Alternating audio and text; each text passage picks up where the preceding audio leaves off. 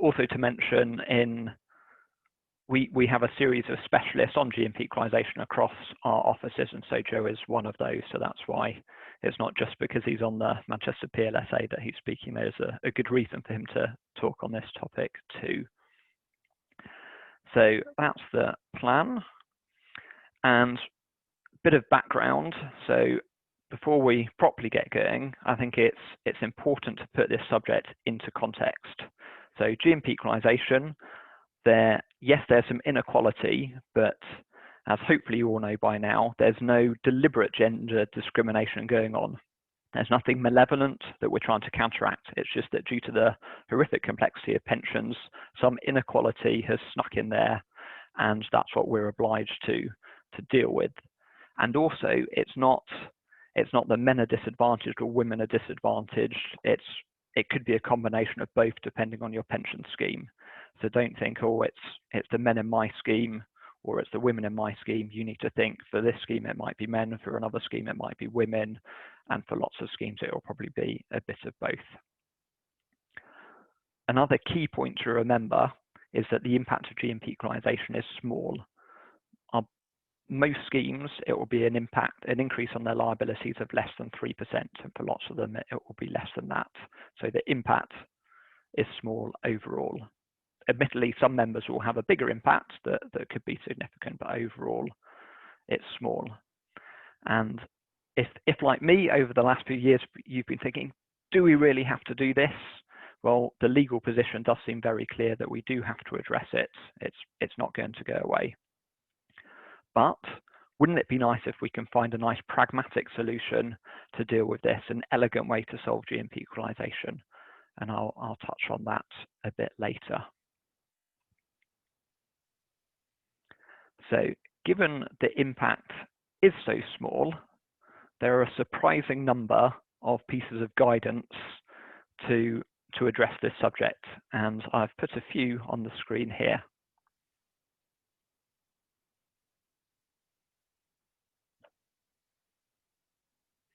And as you can see, there are a few different organisations that have produced this guidance and legislation.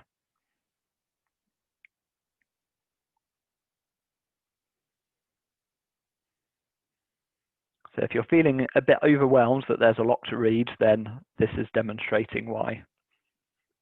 And this is just the material we've had already. We're still expecting more things to come, notably the Lloyd's 3 ruling and the others that are appearing on the screen. And if you're feeling slightly frustrated that you can't read those, don't worry. On the next couple of slides, I've set them out in a more coherent fashion.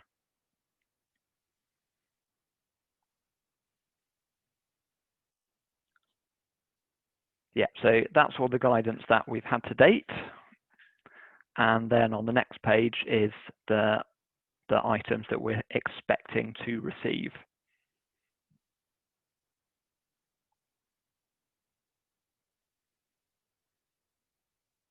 And I'm sure this won't be all of them. There's bound to be some more that someone thinks we need to know, and some more guidance will appear. And I think that this is a lot, given the impact of GMP equalisation is so small, isn't there a lot of things to read and cover? And so I see our job as consultants is to condense all of this and provide a coherent response to our clients. Trustees shouldn't be having to read all of that stuff we've just had on the screen. It should be our job as pension professionals, as advisors, to help our clients find a neat solution to GMP equalisation, giving them the key information so they can make decisions for their scheme, but not getting bogged down in the detail. So that's my part, setting the background, setting the scene. I'm going to pass over to Joe now to pick up on some of those more recent bits of guidance. So over to you, Joe. Thank you very much, John. Before I do, just to apologise that all of the lights seem to have gone off in the room that I'm in. I think it's because they're on a centre. I'm in the wrong place for the centre. So apologies if I'm a bit gloomy, but I'll press on anyway. So I'm going to run through some of the latest developments on GMP equalisation, and that principally comprises some of the latest guidance from the various professional and regulatory bodies, as John alluded to. So Of course, for many schemes, before equalisation can begin in earnest, they need to undertake a rectification project. And the first piece of guidance from PASA this year was their March guidance titled when to Rectify. So the aim of this piece of guidance was to help schemes to plan their GMP reconciliation, rectification and equalisation journeys. And I suppose the key question that it addresses is how schemes decide on the order in which they undertake the project. So the guidance breaks this down into 4 key steps, and they are, number 1, to understand your data, and that means the current position on GMP reconciliation, the number of members requiring rectification, and the overlap between that population of members and those that require GMP equalisation, and the data that you need to undertake the rectification and the equalisation, and the quality of the data that you've got as well. So that's the first of the key areas. Secondly, to understand the nature of your task. For deferred members, rectification might just be a case of updating a static administration record. For pensioner members, it's likely to be much more detailed and complex. So understanding exactly where the issues lie is important. Thirdly, to consider the impact of any delay in your reconciliation, rectification, equalisation project. For new pensioners being put into payment, this should be based on reconciled GMP wherever possible to avoid the need to rectify further later on. If rectification means reducing member benefits and possibly recovering overpayments, obviously the longer any delay goes on, the greater any overpayment is likely to be. So assessing the impact of any delay is really important. And lastly, this piece of guidance covers it's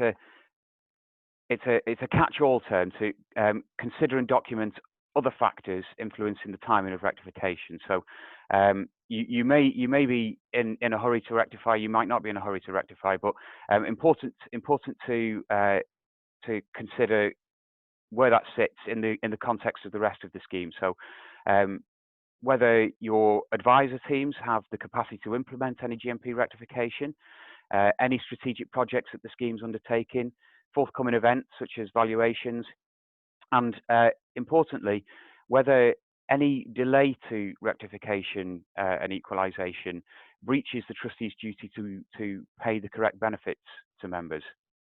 So that's obviously a very important one. So that's the first piece of guidance that PASA put out this year, and their second piece of guidance was their data guidance. My apologies, I'm behind with the slides a little bit. Their second piece of guidance was their when to rectify guidance, which was issued in July. So this guidance really focuses on the first point in the earlier guidance about understanding the scheme data, and it concentrates attention on 5 key areas. So number 1, understanding the data required and the availability of that data. So this involves assessing the impact of missing data and weighing up the cost of obtaining that data against the impact or the risk to your reconciliation, rectification, and equalisation project of not doing so. Secondly, grouping members. So it's possible that not all members will be dealt with at the same time, and so it's likely to be useful to group members into distinct homogeneous groups so that the most material groups can be dealt with first. Thirdly, obtaining advisor input. So trustees need to assess which advisors will need to provide input into the project and where key responsibilities for the project lie. Fourthly, consistency and efficiency. So this really picks up on the catch-all term in the last guidance. Could the equalisation work be combined with other projects such as scheme equalisation or rectification to make the whole process much smoother and more efficient for the scheme? And lastly, calculation options, and this is possibly the most significant point in this piece of guidance, that the equalisation option that a scheme pursues will affect the member data that they require in order to implement that equalisation option. And the data requirements for different methods are different. So it's important to kind of decide on a method and then to understand the data that's required for that method. So that brings me on to PASS's most recent guidance, which is the August 2020 guidance, and this is titled a Guide to GMP Communications. So this is a fairly high-level piece of guidance aimed at schemes in the early planning stages of GMP equalisation, and it provides some hints and tips on communicating issues to members. Although it is fairly high level, it does provide some useful reference points for GMP communications, and we've put a few on the screen there. So there's a helpful do's and don'ts. There's some questions and answers, a communications checklist, and a useful definitions and jargon buster that is handy for communicating to the kind of lay member. So that's it for PASS guidance this year so far. The other significant guidance that's been out this year is 2 pieces of HMRC guidance that were issued in February and July. So these pieces of guidance have confirmed that where benefits are adjusted in relation to GMP equalisation only, they should in the main avoid additional tax charges. Now, HMRC has also made clear that they're unlikely to provide any further guidance, at least in the short term, on the issue of GMP conversion. And so any conversion projects that schemes plan to undertake need to be undertaken within the existing regulatory framework. This is likely to mean that schemes will need to obtain additional input from their legal advisor to rubber stamp any conversion project that they undertake. So HMRC's guidance has reassured trustees that past payments extinguishing members' rights will generally remain authorised, with the exception of trivial commutation lump sums. In theory, HMRC are saying that these cases need to be revisited, and that regardless of the decision made about how to deal with GMP equalisation, if on revisiting the member no longer satisfies the triviality threshold, the original payment becomes unauthorised. Now, that's quite a significant and sort of aggressive stance to take from HMRC, and of course the final decision on whether to actually revisit these cases ultimately belongs to the scheme trustees. The guidance also confirms that cases where GMP equalisation adjustment requires a top-up to past lump sums, it may be possible to pay this top-up as a small lump sum, provided the conditions for a small lump sum are met.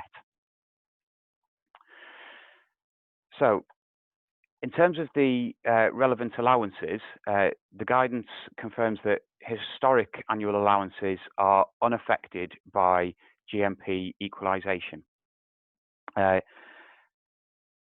For lifetime allowances, HMRC has confirmed that GMP equalisation doesn't reflect additional accrual, and so fixed protection in those cases should not be lost.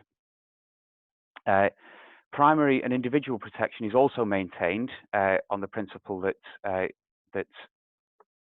no future accrual is occurring, but where the GMP equalisation results in higher protected benefit than originally notified to HMRC, individuals will need to notify HMRC of the revised figure. So that's it for the HMRC guidance. Looking forward to what's to come for the rest of 2020 and into 21. There's an additional Lloyd's case which is due to take place later this year, and that should provide some clarity on transfers and the relative responsibilities for uplifting benefits in that area.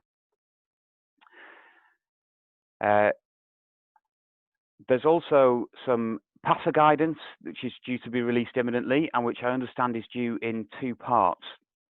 Now, I believe the first part of this guidance is going to focus on some practical assistance for schemes surrounding the issues of GMP equalisation, including how to deal with arrears payments and how they might be staggered over multiple tax years. I'm afraid that the second instalment is a bit of wait and see for what this guidance might be at the moment. We don't have a lot of detail on what it might be, but of course there seems to be some general desire across the industry for some additional guidance on conversion and how tax affects that. So we hope that it might cover some of that.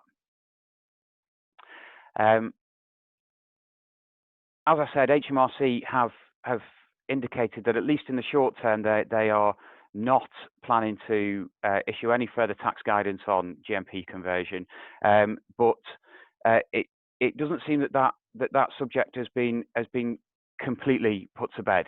There is a hint that might be picked up at some point in the future, and so we hope that at some point we might get some more guidance from HMRC on the tax issues of GMP conversion. But for the moment, we live in hope. And with that, I will hand back to John. Great, thanks, Joe.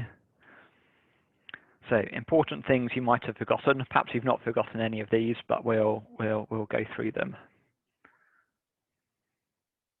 So there we go. Yeah. So it's important to remember that GMP equalisation is one part of the wider GMP project.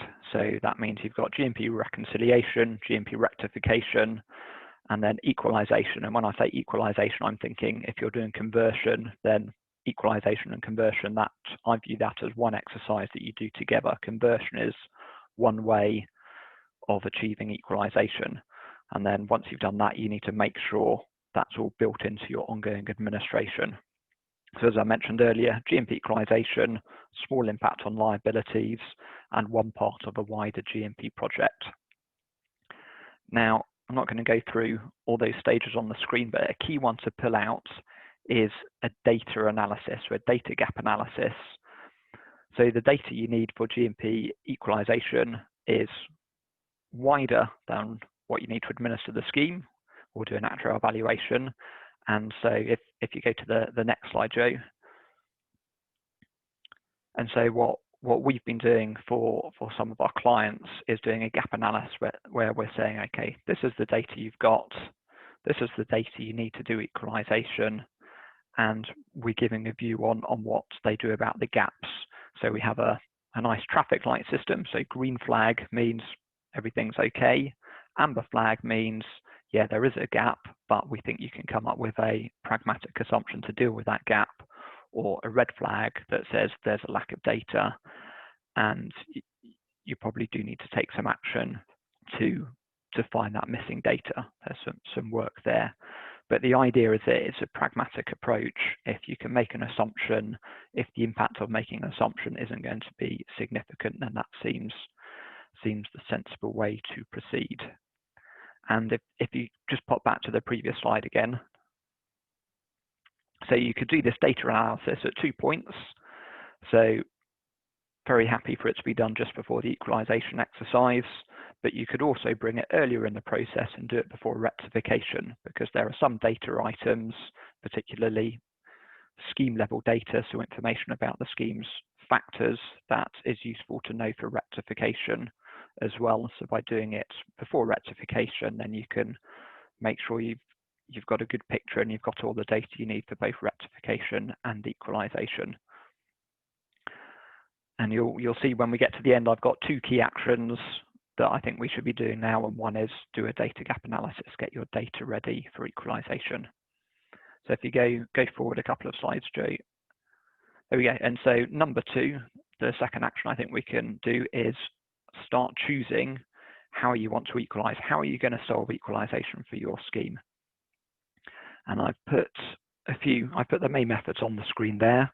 I very much been encouraging my clients to work together. So I'm principally scheme actuaries to advise on the trustees, but we've got good relations with the company, and I see this as a joint exercise where the trustees and the company, they work together to find the right solution for their scheme. And I heard recently someone saying, oh, they've got a trustee who's thinking, which is the best method? This is the method I'm going to use for all my schemes. I would encourage you not to think like that. Equalisation and the different methods, they're diverse, and each pension scheme is different. So I would encourage you to think, this is, for this particular pension scheme, which is the method most appropriate for this scheme? And that can depend on a number of factors. It could depend on your benefit structure. It could depend on the preferences of the employer. Are you thinking of combining it with a PI? Are you thinking of buying out anytime soon? And so please consider this on a scheme-by-scheme basis, not on a blanket approach. Choose what's right for each individual scheme. So I will talk through the main methods. I'm assuming that most of the audience are pension professionals. You've got some knowledge of these methods already, so I'm not going to draw the diagrams of the male and female payment streams and talk about crossover cases and accumulated offsetting. If you are puzzled by that, then I've done separate sessions in the past with independent trustees and lawyers. So if you want some background on that, then please get in touch. Mine and Joe's contact details are at the end. But if you are unfamiliar with these methods, I will give a very brief summary. And what I'm trying to do is just pull out the pros and cons of the methods and give you a very high level steer on when that method might be appropriate for a given scheme. So method B is a year-on-year method. And so you take the male and female payment streams and you look at the higher of the two in each individual year, and that's what you put into payment. So it's intuitively fairly straightforward. And the advantage of that is it's relatively simple to administer. It doesn't require any actuarial assumptions. It's just facts, it's data, male and female payment streams, higher of the two. That's it. No potential for winners and losers. The main downside is that it could be more generous than necessary, because if in some years it's better to be a man and some years it's better to be a woman, purely in the context of GMP equalisation for the avoidance of doubt, you pay the higher of the two, and so you end up with a payment stream that is more generous than what a man would have got and more generous than what a woman would have got. So the outcome is overly generous. However, for lots of benefit structures, you don't get that, and so for many schemes it won't be more expensive. So why might you choose it? Well, if your trustees and company favour simplicity over a cost saving, or if your benefit structure is such that it's not more expensive than method C, which we'll come on to now on the next slide. So method C is a year-on-year method. It's essentially the same as B, which I've just talked through, but it's dealing with that additional generosity. So this is where with crossover cases you have accumulated offsetting and you don't step up to the new payment stream straight away. And it's impossible to explain this method without a diagram, so hopefully you are familiar with it. But this is the lower cost method. And I've heard some people say this is the default method. I wouldn't call it that.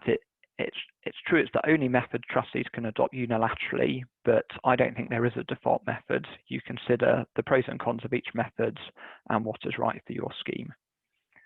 So the advantage of this, it's not more generous than it has to be, no need for actuarial assumptions, unilateral adoption, downside, complex to administer. You've got to manage those male and female payment streams, and you've got to value the accumulation of those payment streams at all times and be comparing that. So it definitely is a pain.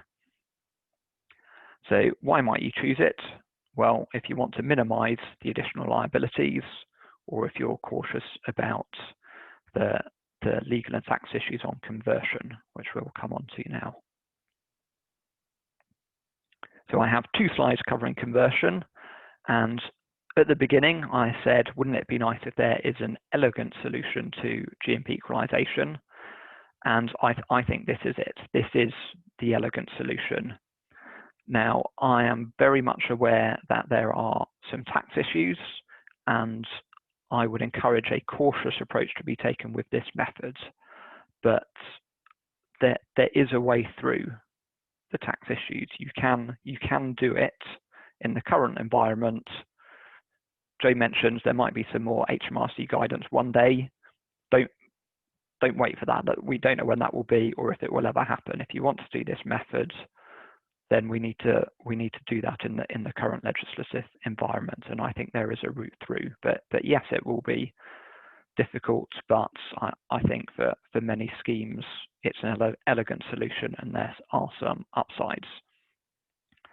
So conversion, you look at you value the male payment stream, you value the equivalent female stream, you take the higher of the two values, and you convert that into a new benefit structure. And remember, even though it's called GMP conversion, you can convert the non-GMP as well, although pre-97, not post-97. So it's not just converting GMP, you can convert a much wider bit of the benefit structure. There are some constraints which I won't go into in this presentation, but it's a reshaping of the benefits. And if you wanted to go even further, you could combine it with a pie. I know in one of the other PLSA webinars yesterday, they were talking about combining conversion with a pie. For me, a pie is a reshaping and conversion is a reshaping. So there's not a huge amount of difference. The key difference between a pie and conversion is that you can, what's that unemotive way of saying this? You can give members less than fair value in a pie, whereas in conversion, the legislation requires you to give equal value. So that's the key difference between a pie and conversion. So pros and cons. Well, the pro of conversion is it's not unnecessarily generous. It's the lowest cost approach along with C2. It solves GMP equalisation in one fell swoop, no need to administer dual records. You've got the potential for risk reduction, make the scheme simpler, make it more attractive to buy out in the future. So this has the biggest upside risks, but also the biggest downside risks. So you have the risk of winners and losers. And what I mean by that is if a member has inflation-linked benefits and you convert that to fixed benefits, and then it turns out that inflation is higher than you thought it would be in your conversion terms, then the member has lost out. So there is a risk of winners and losers, but it's a balanced risk. They could win, they could lose.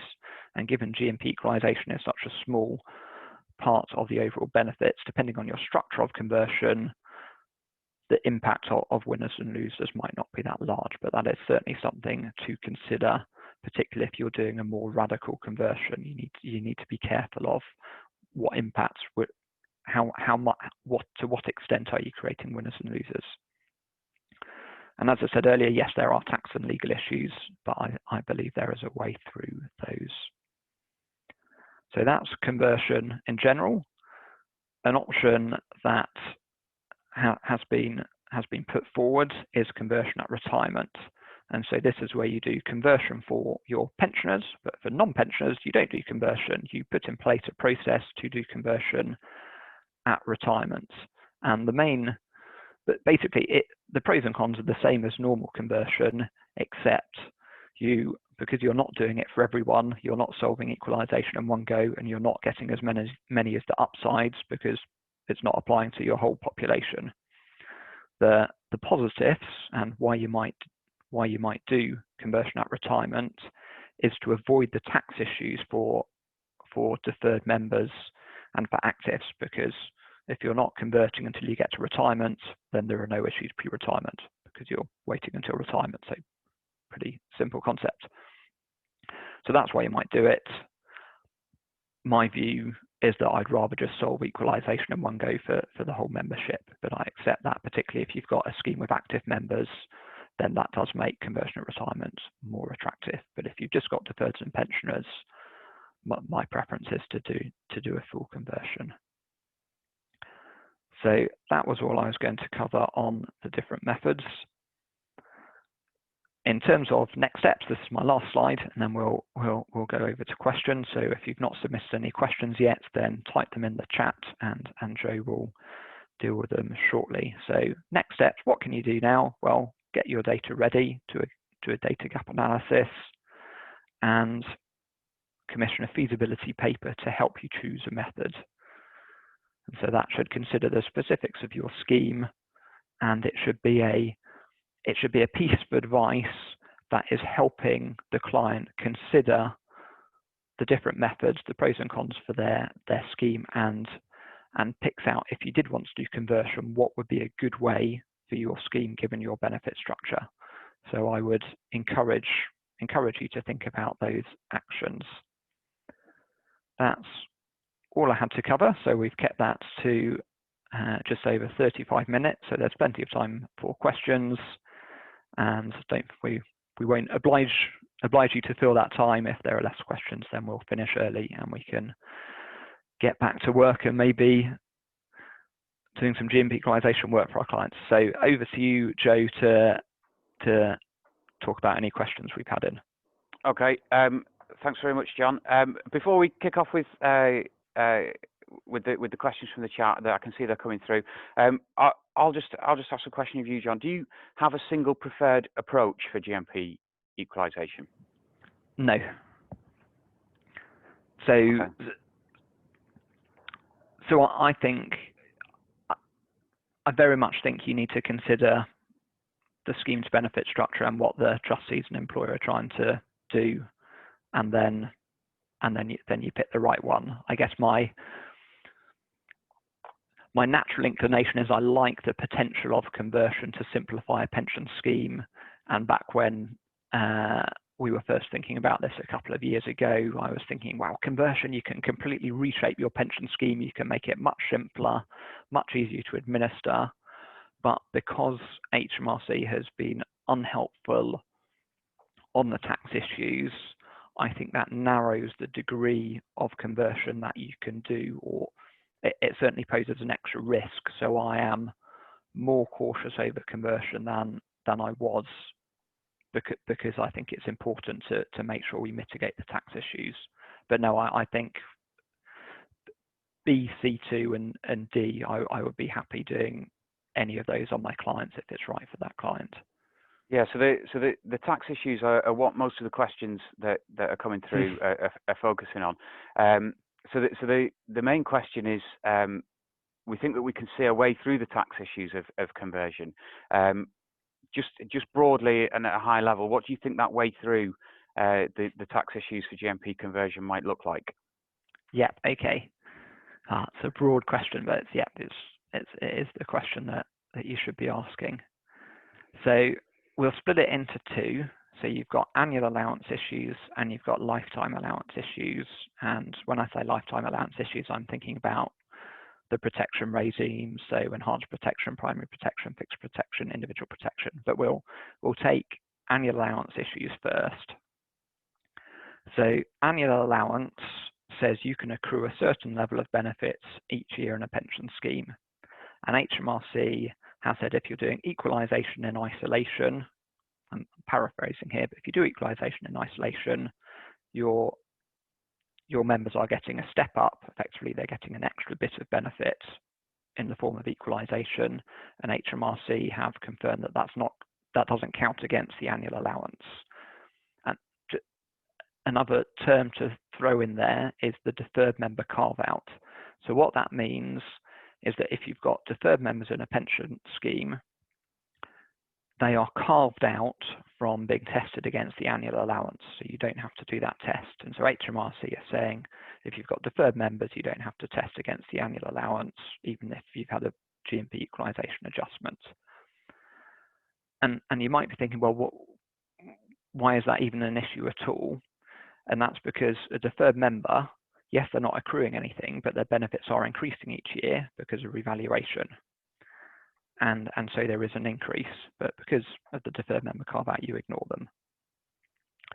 HMRC has not said the same about conversion. So if you convert, not only do you have an increase because of equalisation, but depending on how you reshape your benefits, you might have a step up, because if you've reduced the value of future benefits, perhaps you've exchanged your fixed rate GMP for excess revaluation, then to compensate members, you need to have a step up at the date of conversion. And so you have an increase that is then tested against the annual allowance. And so there is the risk that HMRC will deem that as accrual and should be tested against the annual allowance and could lead to a tax bill. It seems perverse that that would be the case because there is no extra accrual. The legislation requires conversion to be done on a fair basis, so the value before and the value after is the same. So members aren't getting anything extra, so it just seems wrong for them to get a tax bill. So that is fundamentally the issue. You might think that, well, the solution is you do conversion and you change the GMP in name only, so the GMP stops being GMP, but it behaves in the same way, so it still has that fixed rate revaluation, but that would still fall foul of the annual allowance, because only GMP is allowed to increase at fixed rate. If it's become pretend GMP, then you have to test against the annual allowance. So I don't favour that approach. I would go for a light touch conversion where you do change the structure, but you solve. So we've done some analysis, and if you're doing a light touch conversion, for most members, you're not going to breach the annual allowance, which is good news. And you also have carry forward as well. So if you've got the odd member where the increase would breach the annual allowance, then carry forward will save the day for many of them. If you're doing a more radical conversion, say you're going from RPI pension increases in payments to a level pension, then you're going to have a massive step up to compensate for that change in structure, and that would go way over the annual allowance. So if you're doing that, you need to think very carefully, is there going to be a tax consequence there? But I think you can structure your conversion to avoid that. So that's the answer to the annual allowance question. That's the answer in your scheme. A wider issue is that annual allowance considers accrual in all pension schemes. So you've got the question, are members accruing elsewhere? And so that would be a communication exercise. When you do conversion, you consult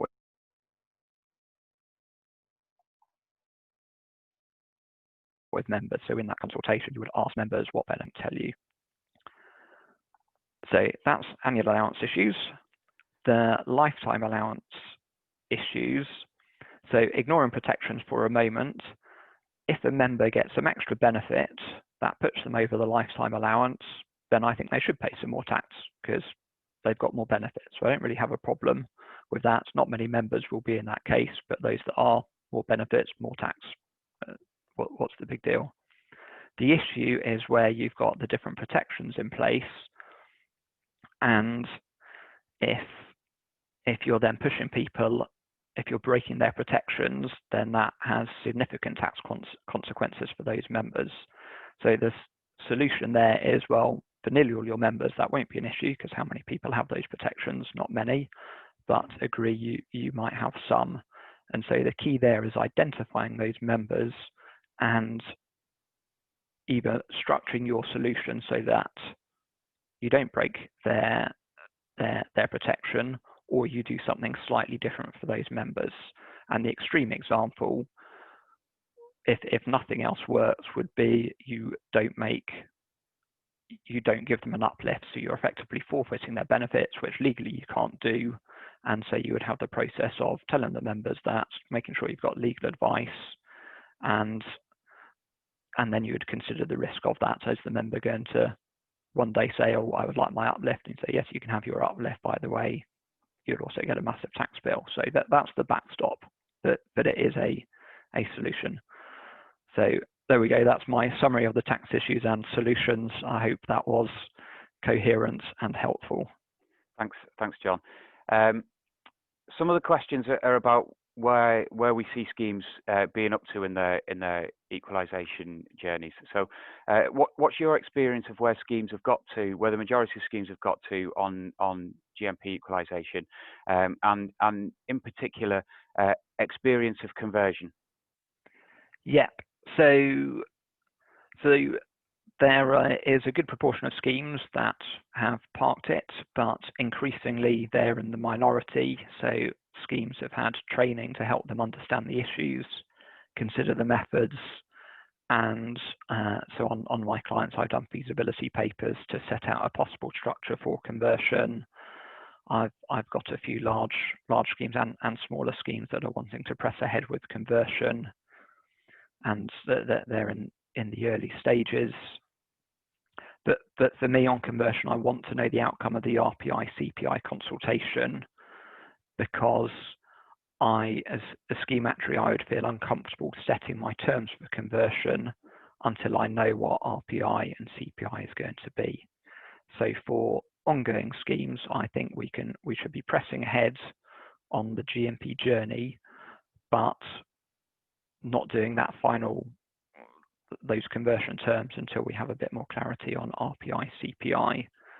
The cases where, and we've also got clients who are doing the data gap analysis and have done the data gap analysis, where we're seeing conversion actually being completed is in wind up cases. And so there is a fixed time by which you're wanting to buy out, and so that is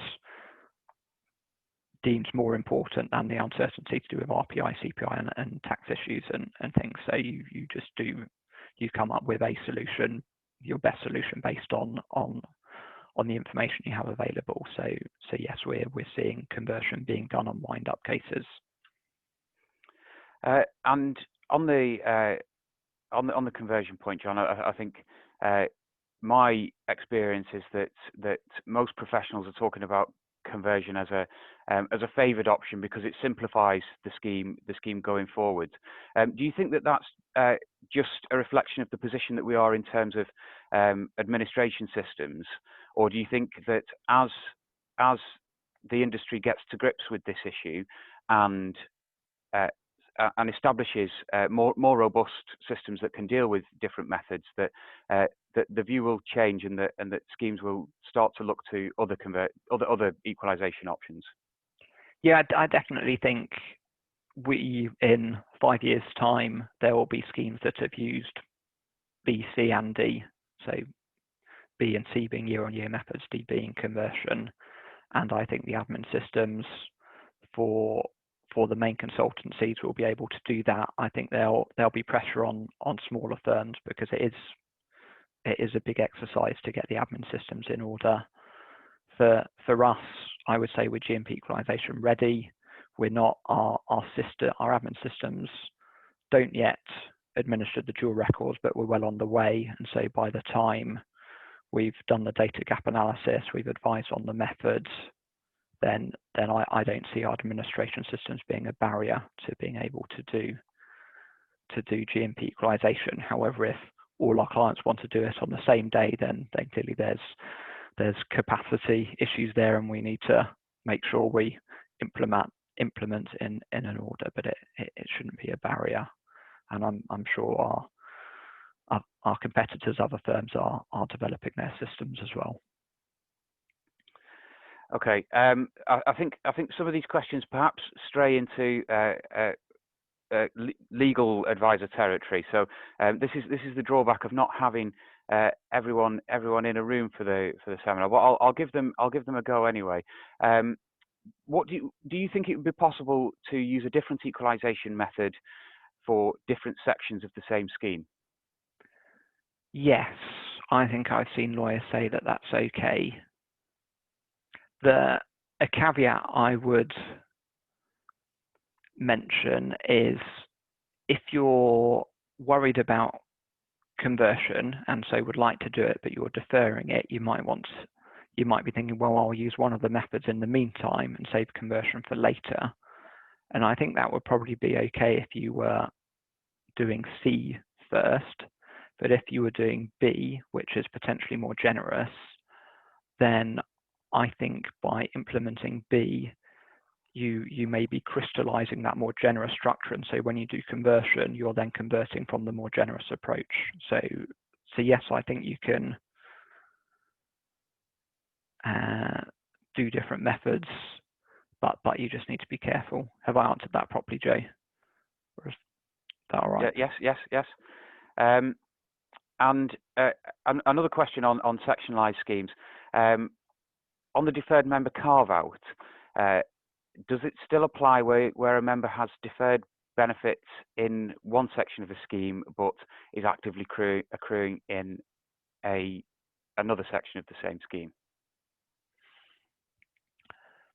That's a good question. So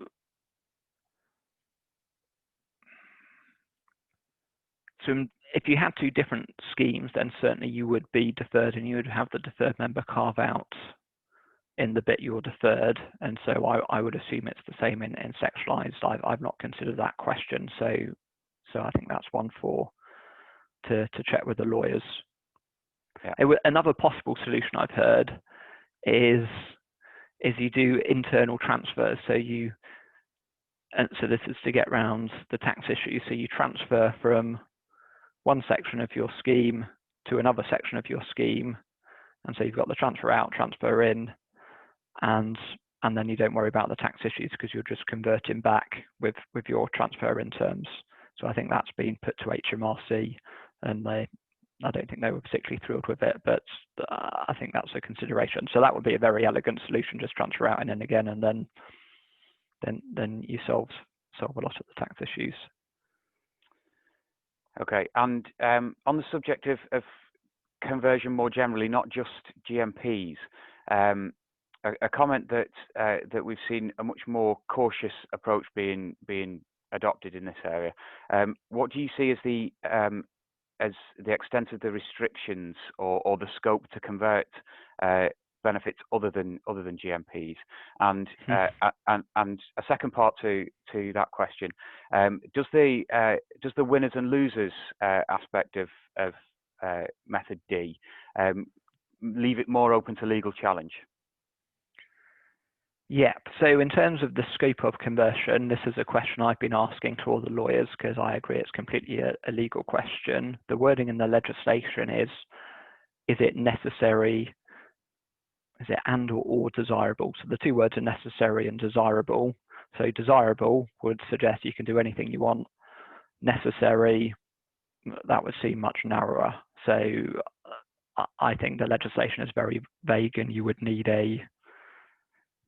I think you would need it to be challenged in court to give some definitive interpretation of that.